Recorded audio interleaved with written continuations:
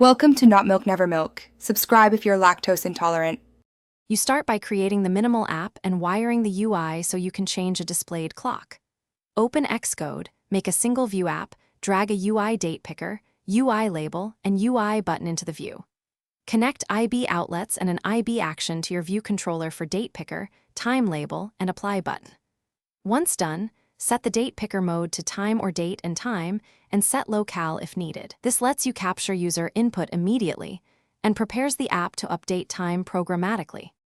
You implement the core, format, and display the chosen time. Create a date formatter configured with locale, time style, and date style. For example, time style equals medium. In your IB action, read date picker.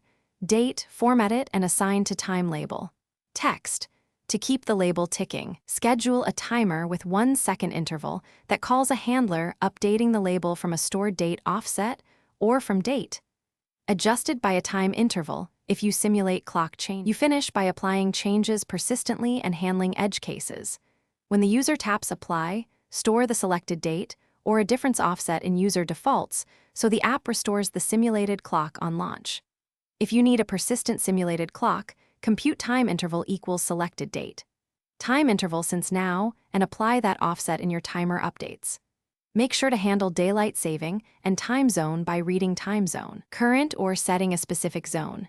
If things go wrong, check the time zone mismatch first. It's the most common culprit.